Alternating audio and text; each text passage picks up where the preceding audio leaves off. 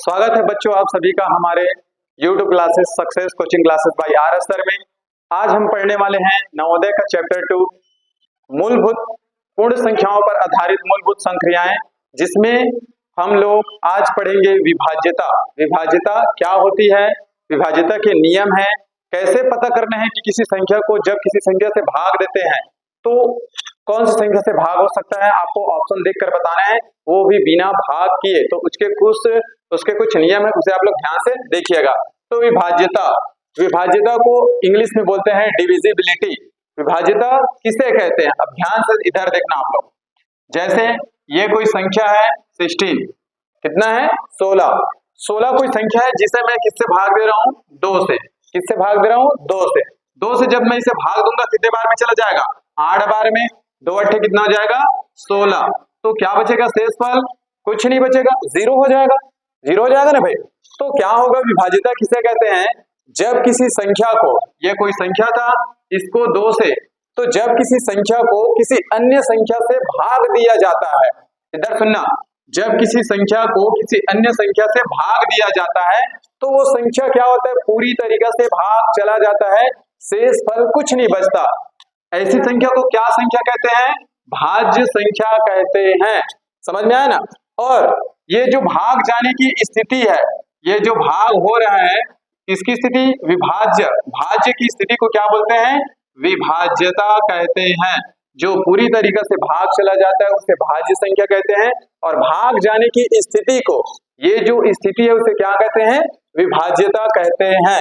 तो विभाज्यता किसे कहते हैं, समझ में आ गया, समझ में आया ना भाई। भाग जो संख्या पूरी तरीके से चला जाता है उसकी स्थिति को कहते हैं विभाज्यता। अब इधर ध्यान से देखिए, ये जो आंसर आता है यहाँ पर भाग देने पर उसको क्या बोलते हैं, भागफल। क्या बोलते हैं, भागफल। नीचे में जो बचता है उसे क्या बोलते हैं, शेषफल। मालूम है ना। और जिसको भाग दिया जाता है इसे बोलते हैं भाज्य, और जिससे भाग दिया जाता है उसे क्या बोलते हैं, भाजक। मालूम था सबको। अब इससे एक फार्मूला बनता है विभाज्यता का कि भाज्य को लाना रहता है, इसको लाना है तो क्या करते हैं, इन दोनों का करो गुणा और शेषफल को जोड़ दो। तो भाज्य बराबर क्या होता है, भाज्य बराबर होता है भाजक गुणा भागफल। ये हो जाएगा भाजक गुणे में क्या हो जाएगा, भागफल, और क्या हो जाएगा प्लस शेषफल। तो ये आपका क्या है, सूत्र है, मतलब उत्तर की जांच करना है तो समझ जाओ।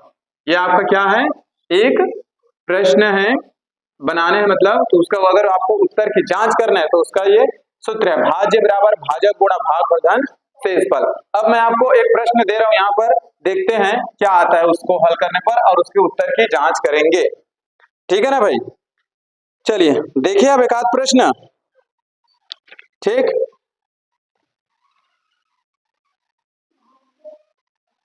देखो कोई संख्या है जिसको 17 से भाग देने पर, 17 से भाग देने पर मतलब ये क्या है, भाजक।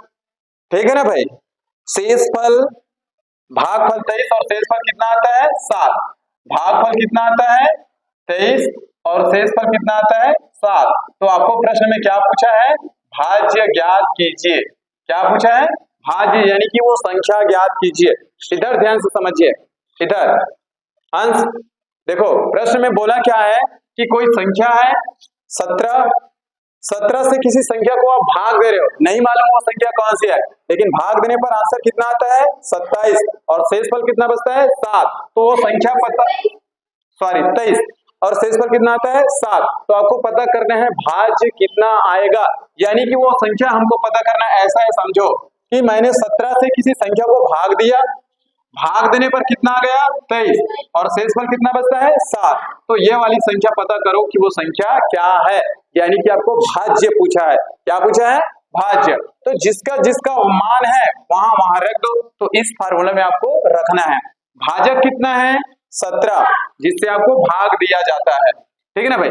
भागफल कितना है 23, ठीक है, प्लस शेषफल कितना है 7।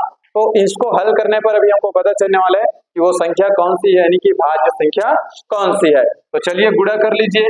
17 का 3 के साथ गुणा करेंगे कितना होगा, 17 तिया 51, 51 का 1 हासिल हो जाएगा 5, 17 दूनी 34, 34 और 5 कितना हो जाएगा 39, और ये प्लस में है 7, जोड़ दो इन दोनों को, कितना हो जाएगा 1 और 7 और 1 8, 9 का 9, 3 का 3।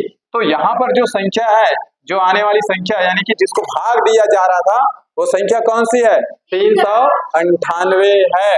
जब आप इसको 17 से भाग देंगे तो भाग पर कितना आएगा 23, और शेष पर कितना बचेगा 7। तो इस तरीके से इस सूत्र के माध्यम से आपको बहुत सारे प्रश्न हल करने हैं। तो यहाँ पर आज ये भाज्य पढ़ेंगे और विभाज्यता के नियम पढ़ेंगे, ठीक है। चलिए विभाज्यता के नियम देखते हैं। तो पहला नियम है 2 का नियम, इसका 2 का नियम। अब ध्यान से देखो ये 2 क्या है। देखो इधर कोई संख्या है, इधर लिख दिया, उसके लास्ट अंक को देखना, कौन से अंक को लास्ट अंक को, और वो अंक क्या क्या होना चाहिए इधर देख लो। लास्ट अंक क्या होना चाहिए 0 2 4 6 8। अगर इनमें से कोई भी संख्या आपको इकाई अंक दिखता है, लास्ट का अंक दिखता है आपको, तो वो क्या चला जाएगा 2 से भाग चला जाएगा। आपको भाग करने की आवश्यकता बिल्कुल नहीं है। जैसे उदाहरण से देख लो, मैं यहां पर लिख रहा हूं, ये लो इतना बड़ा संख्या है और मैं पूछ रहा हूं क्या ये 2 से भाग चला जाएगा, तो बिल्कुल चला जाएगा। बस लास्ट वाला संख्या देखना कि लास्ट वाला संख्या कहीं 0 2 4 6 8, अगर इनमें से कोई भी है तो वो 2 से भाग चला जाएगा। आपको सिर्फ देख के बताना है, ऐसे 2 से भाग देते नहीं रहना है। समझ में आ गया क्या? समझ में आया ना? करना क्या है, बस आपको लास्ट अंक देखना, और वो लास्ट अंक क्या होना चाहिए 0 2 4 6 8, तो वो 2 से पूरी तरीका से भाग चला जाएगा। ये है आपका 2 का नियम। समझ में आ गया ना? क्लियर है? हाँ, नोट करते चलो साथ में। फिर है दूसरा 4 का नियम, 3 का भी बताऊंगा, पहले इनको देख लो। 4 का नियम, 4 का नियम बोलता है कि लास्ट का 2 अंक देखो। कितने अंक देखो? लास्ट का 2 अंक। इसका मतलब मैं बोल देता हूं अंतिम 2 अंक, अंतिम 2 अंक, और इधर अंतिम का 1 अंक, अंतिम 1 अंक। ठीक है ना भाई? इसका मतलब समझ में आ रहा है ना?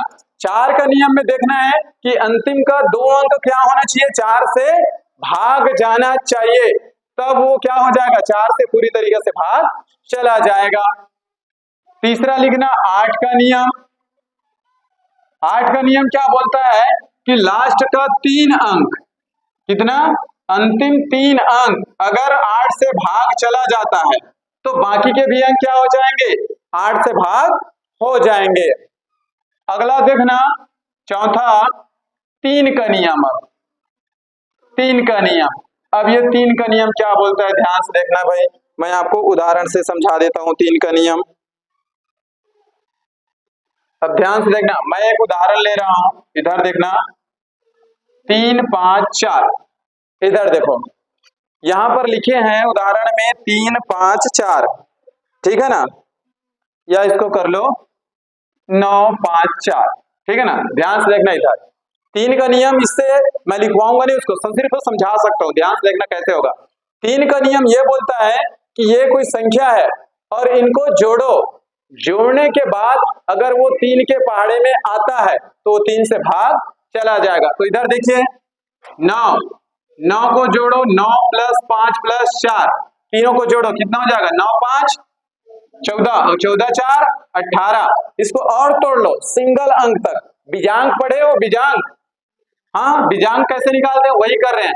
1 और 8 को फिर जोड़ो, 1 और 8 को जोड़ेंगे तो कितना होगा 9। तो क्या 9 3 के पहाड़े में आता है, तो यानी कि ये संख्या 3 से क्या हो जाएगा भाग चला जाएगा। तो करना क्या है, 3 से अगर पूछेगा तो सभी अंक को जोड़ के देखना, जोड़ने के बाद अगर 1 अंक तक जोड़ना, 1 अंक जोड़ने के बाद अगर वो 3 के टेबल में आ जाता है तो वो 3 से भाग चला जाएगा। समझ में आ गया? चलिए अब 3 के बाद 9 का नियम देखते हैं। 3 के बाद 9 का नियम देखते हैं भाई। पांचवा है आपका 9 का नियम। तो 9 का नियम क्या बोलता है इधर ध्यान से देखना, इसको भी मैं आपको उदाहरण से समझा देता हूं।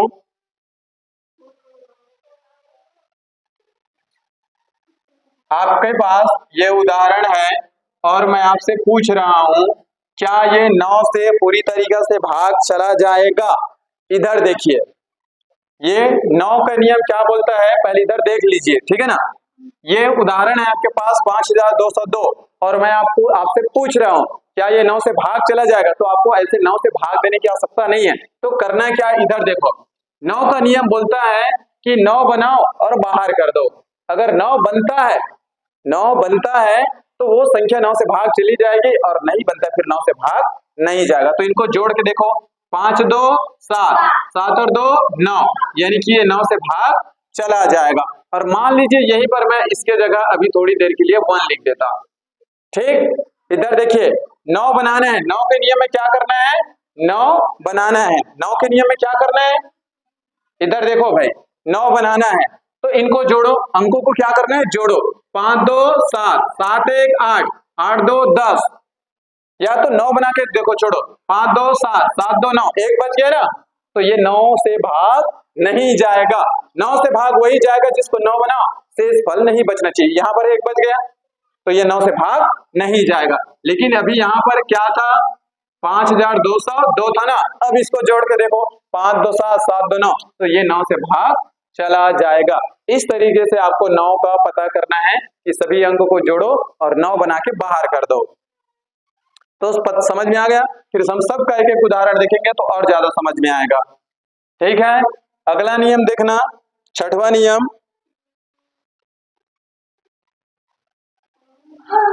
सात का नियम देखना।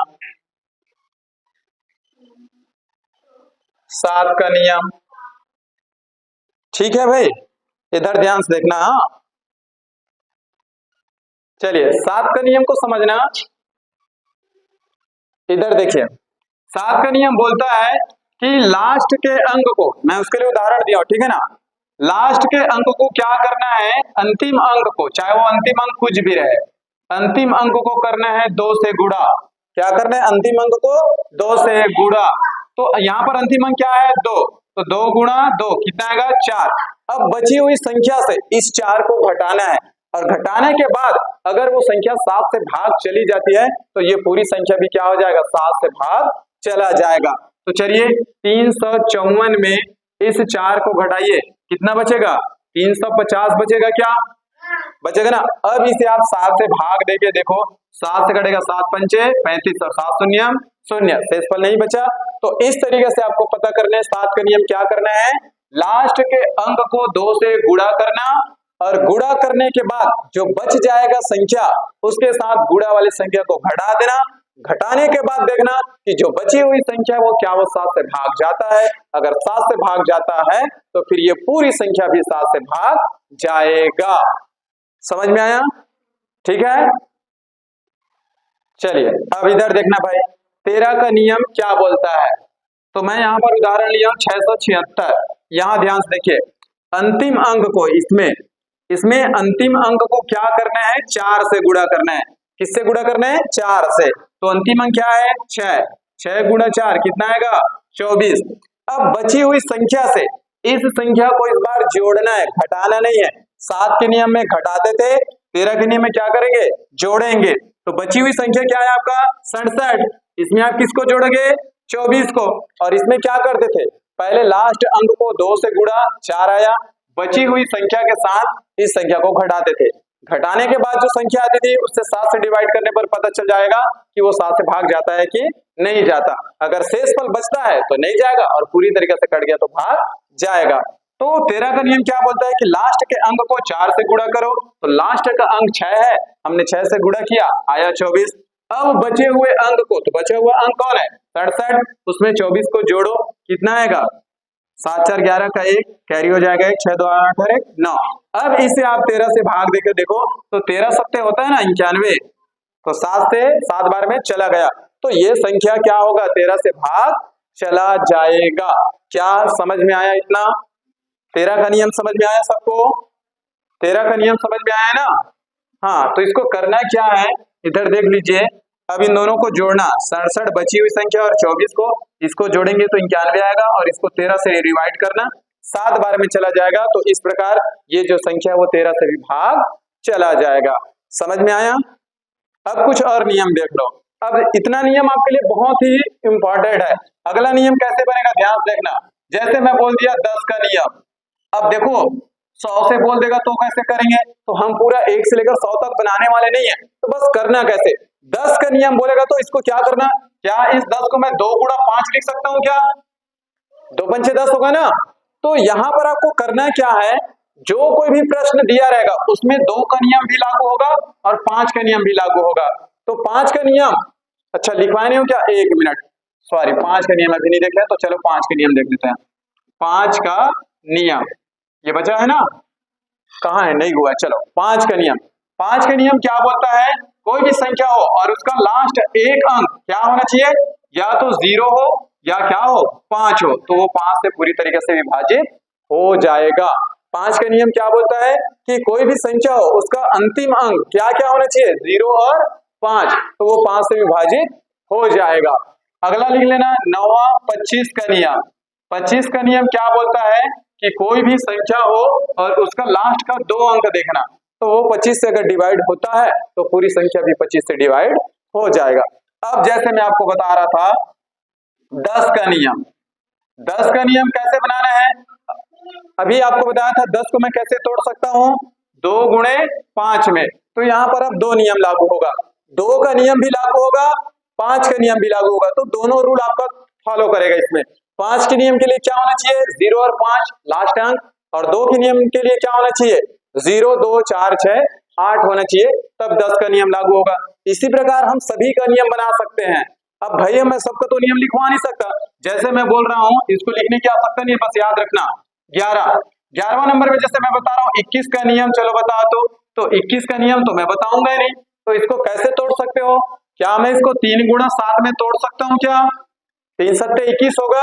अब यहाँ पर करना क्या है, यहाँ पर 3 का नियम भी लागू होगा और 7 का नियम भी लागू होगा, 3 का नियम ये वाला और 7 का नियम ये वाला, दोनों नियम लागू होगा तो दोनों से डिवाइड होना चाहिए वो संख्या, तो 21 से भी डिवाइड हो जाएगा। समझ में आ रहा है? हम कुछ प्रश्न करते हैं तो और ज्यादा समझ में आएगा। क्लियर है? अगला देखना 11 का नियम। 11 का नियम क्या बोलता है, आपके सामने उदाहरण है, इधर समझना। इसमें होता है विषम अंकों का, विषम स्थान के अंकों का योग, विषम स्थान के अंकों का योग माइनस क्या होता है, सम स्थान के अंकों का योग, सम स्थान के अंकों का योग, ये होता है 11 का नियम। अगर इसको हल करने पर अगर वो संख्या क्या क्या आना चाहिए, अगर मैं इसको हल करूं, किसको, ये उदाहरण है, ध्यान से देखना। यहाँ पर पूछ रहे हैं क्या ये संख्या 11 से डिवाइड चला जाएगा, तो यहाँ पर बोला विषम स्थान के अंकों का योग, विषम स्थान मतलब देखो ये पहले स्थान पर है, ये दूसरा, ये तीसरा, ये चौथा, ये पांचवा, तो विषम संख्या तो आप पहचानते हैं, तो विषम संख्या के स्थान पर कौन कौन है, 4 5 1, तो इन सभी को जोड़ लो, 1 5 और 4 सबको जोड़ूंगा तो कितना आएगा, 10 आएगा, हो गया, ठीक है ना भाई। माइनस सम स्थान के अंकों का योग, सम स्थान पर कौन कौन है, 7 और 3 10, 7 और 3 10, तो कितना हो जाएगा 10 और 10 जाएगा तो कितना आएगा 0। समझ में आया ना? अगर 11 का नियम तभी लागू होगा जब उसके विषम स्थान के अंकों का योग और उसके सम स्थान के अंकों का योग को घटा दो, जोड़ने के बाद घटा दो, और घटाने के बाद अगर 0 बचता है या 11 बचता है या 22 बचता है या 33 बचता है, यानी कि अगर 11 का टेबल चलता है, समझ में आ गया ना, अगर 11 का टेबल चलता है तो वो 11 से भाग जाएगा, या तो अगर 0 आता है कि विषम स्थान के अंकों का योग और सम स्थान के अंकों का योग को घटाने के बाद अगर 0 बचता है तो भी वो 11 से भाग जाएगा। समझ में आ गया? चलिए अब पहला प्रश्न है इन्हीं विभाज्यता से संबंधित नियम का। तो पहला प्रश्न है आपका, इधर ध्यान से देखना, पहला प्रश्न है आपका 5 4 3 2 स्टार 7 स्टार है यहाँ पर, और इसको बोला है कि इस संख्या को अगर मैं 9 से भाग देता हूं तो इन चारों ऑप्शन में से इस स्टार की जगह कौन सा संख्या जाएगा। तो अभी मैं आपको बताया हूं 9 का नियम। 9 का नियम क्या बोलता है, 9 बनाओ और बाहर कर दो, ठीक है ना भाई। तो देखते हैं क्या होगा, 5 4 9 7 2 9 हो गया। ये संख्या 9 से तभी भाग जाएगी जब यहाँ इन दोनों को जोड़ूं तो क्या बनना चाहिए, 9 बनना चाहिए। ये 3 है, मैं यहाँ पर कौन सी संख्या रखूं और वो 9 बनना चाहिए, तो 0 रखूंगा तो बनेगा क्या, 1 रखूंगा तो बनेगा क्या, 6 रखूंगा तो बन जाएगा। तो इस स्टार की जगह क्या आएगा, अब इन दोनों को जोड़ के देखो, 6 3 9, तो ये पूरी संख्या अगर मैं इस स्टार की जगह क्या रखता हूँ, 6 रखता हूं, तो वो 9 से भाग चला जाएगा। क्या पहले बताओ समझ में आया कि नहीं आया? कैसे पता करने हैं कि यहाँ लिखा था 5 4 3 2 स्टार 7 और इसको आप 9 से भाग देते हैं, तो उस स्टार की जगह कौन सी संख्या रखें, ये चारों ऑप्शन में से कि 9 से भाग चला जाए। तो 9 का नियम बताया हूं, 9 बनाओ और उसे बाहर फेंक दो, तो 5 4 9, 9 गया, ये खत्म, 2 7 9, ये भी खत्म, 3 बचा है। अब 3 के साथ में क्या जोड़ूं कि वो 9 बन जाए, तो क्या जोड़ूंगा, 6, तो आपका आंसर क्या आएगा, 6। अब बताओ पहला समझ में आया कि नहीं आया? ठीक, दूसरा देखना, दूसरा बोला है 67,895 को 11 से पूर्णतः विभाजित है या नहीं, आपको बताना है। इसको 11 से भाग देंगे तो क्या ये पूरी तरीके से भाग जाएगा या नहीं, अगर जाता है तो हाँ, नहीं जाता है तो नहीं, या आंकड़े अपूर्ण है या कोई नहीं। बता सकते हो क्या आएगा आंसर इसका, बताओ क्या आएगा इसका आंसर,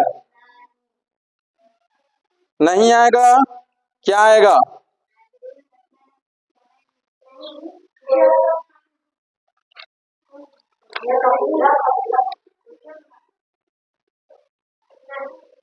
तो चलिए बना के देखेंगे तब पता चलेगा कैसे। अभी मैं आपको 11 का नियम, ये है ना 11 का नियम, 11 का नियम क्या बोलता है, विषम स्थान के अंकों का योग और सम स्थान के अंकों का योग का अंतर, जोड़े से 5 8 और 6 को, 5 8 और 6, ये विषम स्थान में है नहीं भाई, 1 3 5, तो विषम स्थान के अंकों का योग और सम स्थान के अंकों का योग, और उसको क्या करना है, घटाना है। तो पहले इससे जोड़ लो, 8 5 13 और 13 और 6 19, तो विषम स्थान के अंकों का योग कितना आया, 19। सम स्थान के अंकों का योग को जोड़ो, 9 और 7 16, इसको घटाऊंगा तो क्या आएगा, क्या ये 3 11 के पहाड़ा में आता है, नहीं आता ना, तो यहां पर क्या आएगा आंसर, नहीं।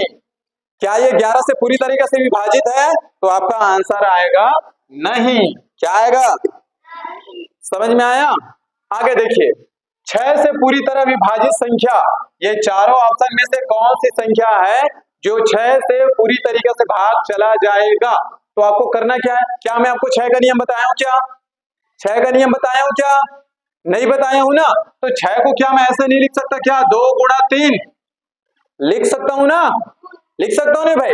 अब मैं आपको 2 का नियम भी बताया हूं और 3 का नियम भी बताया, अब बताओ 2 और 3 का नियम बताया हूं ना, तो चलिए देखते हैं। तो 2 और 3 दोनों का नियम जिस संख्या पर लागू होता है वही संख्या आपका क्या होगा, आंसर होगा। तो सबसे पहले मैं आपको ऑप्शन हटाने के तरीका समझाता हूं, 2 से भाग देना है, तो 2 के लिए नियम क्या होता है कि लास्ट में 0 2 4 6 8 होना चाहिए, लास्ट अंक क्या होना चाहिए इनमें से, तो 2, क्या यहाँ पर लास्ट अंक सम संख्या है, नहीं, तो डी ऑप्शन खत्म। हाँ, बाकी 3 में दिख रहा है, चलो ठीक, एक ऑप्शन खत्म हो गया, हाँ उसका झंझट खत्म, अब 3 में खेल है। अब देखो ये 2 से भाग जाएगा, इस पर पहले ट्राई करते हैं, तो क्या ये 3 से भी भाग जाएगा, तो 3 का नियम क्या बोलता है कि इन संख्या को जोड़ो तो 3 का टेबल में आना चाहिए, तो 6 और 2 8, क्या 3 के पहाड़ा में 8 आता है क्या, नहीं, तो ये वाला ऑप्शन भी आपका नहीं होगा। मैं आपको ऑप्शन से करना सिखा रहा हूं भाई। फिर दूसरा वाला देखते हैं, 2 से तो भाग जाएगा क्योंकि लास्ट में क्या है, सम संख्या, 1 से तो पता चल गया। 3 से भी देखते हैं, क्या ये 3 से भाग जाएगा, 6 3 9, क्या 9 3 के पहाड़े में आता है, यस आता है, तो आपका आंसर कौन होगा, 306। अब बताओ पहले समझ में आ रहा है कि नहीं आ रहा है, आ रहा है विभाज्यता का नियम, कैसे जी, आया ना। चलिए अगला प्रश्न देखते हैं। तो फिर यदि 8 और यहाँ पर लिखा है खाली डिब्बा, ठीक है ना, ब्लैंक है, बॉक्स है और 907, अगर मैं इसको 11 से भाग देता हूं तो इस बॉक्स के जगह क्या आएगा बताना है, फिर 11 का नियम अप्लाई करना है और यहाँ पर क्या आएगा बताना है। तो एक एक संख्या रख के देखिए और उसके बाद पता लगा लीजिए क्या वो 11 से भाग जाता है। तो अगर आप मान लीजिए यहाँ पर क्या रखते हैं 1, तो अभी आपको बताया विषम संख्याओं के अंकों का योग और सम संख्याओं के अंकों का योग का अंतर क्या आना चाहिए, 0 11 22 23 22 33, अगर इतना आ जाता है तो 11 से क्या होगा, भाग चला जाएगा। तो चलो करके देखते हैं, 7 और 9 16, 16 और 8 24 हो गया, इसको जोड़ूंगा तो 1 आएगा, क्या 24 में 1 घटाऊंगा तो 23 बचेगा, फिर से जोड़ लेते हैं, 9 7 16, 16 और 8 कितना हो जाएगा 24 तो बनेगा। 24 में 1 घटाऊंगा 23, क्या 11 के पहाड़ा में 23 आता है क्या? नहीं, तो यहाँ पर 1 नहीं आएगा, फट से पता लगाना तुरंत। अब 1 की जगह क्या रखेंगे 2। चलो जोड़ो फिर से, 9 7 16, 16 8 24, 24 में 2 घटाओ कितना आएगा 22, क्या 11 के पहाड़ा में 22 आता है? तो यहाँ पर क्या आएगा 2, इस बॉक्स में क्या आएगा? अब बताओ समझ में आ रहा है नहीं आ रहा है? आया? अगला देखते हैं, अगला है आपका 9 8 स्टार, ये लिखा है स्टार और 6 6, और इस स्टार की जगह कौन सी संख्या रखे कि वो 3 से पूरी तरीके से विभाजित हो जाए? तो 3 का नियम बताया हूं कि सबको जोड़ो और 3 के पहाड़ा में क्या होना चाहिए? आना चाहिए। तो जोड़ो, 9 8 17, 17 और 6 23, 23 और 6 29 हो गया, सॉरी 23 लिखा है 29, ठीक है। अब यहाँ पर आपको क्या करना है, इनमें से एक एक ऑप्शन को जोड़ के देखो, या इसको और जोड़ लो, 9 और 2 11, 11 होगा, और इसको और जोड़ो 1 और 1 2, तब तक जोड़ो जब तक एक अंक नहीं आता। 3 के लिए क्या करेंगे 1 अंक, अब क्या आ गया 2, अब 2 में कौन सी संख्या जोड़े जो 3 के पहाड़े में आए? तो क्या हो सकता है आपका आंसर बताओ, चलो बताओ, चलो ध्यान से देखना इसको। हाँ, 0 तो आएगा नहीं, 2 भी नहीं आएगा, 2 ऑप्शन खत्म। अब बचा 1 और 4, 1 अगर रखूंगा तो भी बन रहा है भैया 3 के टेबल में, 4 रखूंगा तो भी 6 बन रहा है। तो क्या करना है ऐसी कंडीशन में, इसको अप्लाई करके रख देना और फट से 3 से डिवाइड कर देना, या तो तुम छोटी संख्या को पहली प्राथमिकता देना। तो छोटी संख्या कौन है 1, तो यहाँ पर क्या आएगा 1, क्योंकि इसको करूंगा तो 3 हो जाएगा। क्या समझ में आ रहा है? समझ में आया ना? चलिए, तो इस तरीके से प्रश्न हल करना। चलो इकाई अंक से संबंधित प्रश्न देख लेते हैं। अब मैं आपको और बता चुका हूं, ये कुछ और अलग तरीके का प्रश्न है जो इकाई अंक से रिलेटेड है। यहाँ पर लिखा है 6 की घात 3 9 2 में इकाई अंक बताना है। 6 की घात कितना है 392, यानी कि 6 को कितने बार लिखना है 392 बार लिखने के बाद गुणा करने के बाद अंतिम में जो इकाई अंक आएगा उसे आप बताना है। तो क्या आप लोग ऐसे करोगे 6 गुणा 6 गुणा 6 गुणा 6 गुणा, और कितनी बार लिखना है 392 बार, तब जाकर उसका गुणा करना है और फिर इकाई अंक बताना है। तो एक प्रश्न में तो आपका लगभग दिन भर खत्म हो जाएगा। तो इसको हल कैसे करना है इधर ध्यान देना, तो इसको ध्यान देना, 6 की घात में चाहे कुछ भी रहे, इधर देखना चाहे कितनी भी लंबी घात हो, कौन कौन सी संख्या, एक तो 0, एक तो 5, 1 और 6, ये वो संख्याएं हैं। अगर इनकी घात में, इधर ध्यान दीजिए, याद रख लेना भाई 0 1 5 6, ये 4 ऐसी संख्याएं हैं जिनकी घात में चाहे कितनी भी बड़ी संख्या क्यों न हो, उसका आंसर वही संख्या होता है जिसके घात में बारे में बोला रहता है। तो यहाँ पर आपका आंसर क्या होगा 6, कितना होगा 6। कौन कौन सी संख्या रहेगा तो 0 1 5 6, उसकी घात में चाहे कितनी ही संख्या क्यों ना हो, उसका आंसर वही आता है जिस संख्या के बारे में पूछा जाता है। तो उसका आंसर कौन आएगा 6। प्रूफ भी करके दिखा देता हूं मैं। 6 की घात 392 है, हमको तो इकाई अंक से मतलब है, तो इसके सिर्फ इकाई अंक को पकड़ लेना, 6 की घात 2, 6 की घात 2 मतलब 36, 6 गुणा 6, लास्ट में क्या आ रहा है 6, ऐसे करना है। तो आपको इतना करने की आवश्यकता नहीं, बस इसको याद रखना, अगर 0 1 5 6 आपको बोले और उसका इकाई अंक में घात में अगर कुछ भी हो तो वही आंसर लगा देना चुपचाप। समझ में आ गया? चलो इसको देखना, दूसरा प्रश्न, प्रथम 10 अभाज्य संख्याओं के गुणनफल में इकाई अंक। तो सबसे पहले मुझे ये बताओ अभाज्य संख्या किसे कहते हैं, चलिए बताइए, अभाज्य संख्याएं किसे कहते हैं, जल्दी से बताइए। अभाज्य संख्याएं वे संख्याएं होती है जो खुद के पहाड़े में आता है। तो कौन कौन सी संख्या है, और अभाज्य संख्या कहां से स्टार्ट होती है 2 से, 2 3 5 4 नहीं आएगा, 2 3 5 7 9 9 भी नहीं आएगा रे, 11 13 17 19 ऐसे। लेकिन आपको बोला कितने हैं 10, 1 2 3 4 5 6 7 8, कितना हो गया 3 3 6 2 8, उसके बाद 23 और फिर क्या हो जाएगा 29। इनका गुणा करो तो इकाई अंक में क्या आएगा ये बोला है, इन सब का गुणा करो और इकाई अंक में क्या आएगा ये बोला है। आपको तो इतना भी आगे जाने की आवश्यकता नहीं है, 10 लिखने की भी जरूरत नहीं है। कैसे, ध्यान से देखना। प्रथम 10 अभाज्य संख्या है, खैर हमने तो पूरा लिख दिया, गुणा करो। तो आपको मैं बताया था, कहीं 5 दिख रहा है क्या, दिख रहा है, उसके साथ कोई सम संख्या दिख रहा है क्या यहाँ पर, बिल्कुल, ये 2। अगर मैं इन दोनों का गुणा करूं तो क्या आएगा, 10। तो लास्ट में हमेशा कौन सा संख्या आएगा इकाई अंक के रूप में, 0। तो इसका आंसर क्या आएगा, 0 सी। अब बताओ पहले समझ में आया कि नहीं आया, आया ना। अगला देखो, इनका इकाई अंक क्या होगा, गुणा करेंगे तो इसमें ये ट्रिक फॉलो नहीं करेगा। 5 के लिए मैं आपको बताया था, 0 2 4 6 8 के साथ गुणा करेंगे तो हमेशा 0 आएगा, और 1 3 5 7 9 के साथ गुणा करेंगे तो हमेशा लास्ट में 5 आएगा। तो इसमें चलो देखते हैं, 7 का 2 के साथ गुणा करो कितना आएगा, 14। 14 का 4 पकड़ो, 4 का 7 के साथ गुणा करो कितना आएगा, 28। 28 का 8 पकड़ो, 8 का 3 के साथ गुणा करो, 8 दिया 24। तो लास्ट में क्या आया, तो आपका आंसर क्या होगा, डी 4। इसका इकाई अंक क्या आएगा, 4, क्योंकि हमको सिर्फ इकाई अंक से मतलब है, इस कारण सबका इकाई अंक ही पकड़ना। इसमें देखिए 95 की घात 4 में इकाई अंक क्या आएगा, जल्दी से बताओ। 95 की घात 4 में इकाई अंक क्या आएगा, चलिए, तो इसमें क्या होगा, 95 की घात 4 में इकाई अंक पता करना है। आपके पास 4 ऑप्शन है, तो यहाँ आपको बताया था 0 1 5 6। आपको किसी भी संख्या के लास्ट अंक में वो संख्या दिखे और उसके घात में कोई भी अंक हो, उसका आंसर वही आएगा। तो इसका आंसर क्या होगा, 5। समझ में आया, क्या होगा, 5। अब एक और बच गया, इसमें इकाई अंक बताना है। चलो जल्दी से बताओ, 1 मिनट में क्या आएगा इसका इकाई अंक। हाँ, कितना आएगा, कैसे पता कर लिए 0 आएगा। आपको मैं बताया हूं कि पहले 5 देखो, कहीं दिख रहा है क्या, 5।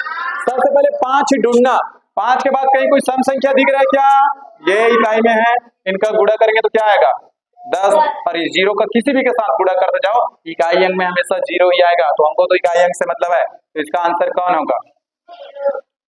उम्मीद है आपको इकाई अंक, विभाज्यता के नियम सब आपसे बन जाएगा, बन जाएगा, बनेगा ना भाई। तो आज की क्लास यहीं पर ओवर करते हैं, और कल और इस चैप्टर का कुछ और प्रश्न बचे हुए हैं इससे रिलेटेड, तो उसको फिर कल देखेंगे। आज का क्लास यहीं पर समाप्त करते हैं। वीडियो अच्छा लगा तो वीडियो को लाइक करें, शेयर करें, कमेंट जरूर करना, और चैनल को सब्सक्राइब करें। धन्यवाद।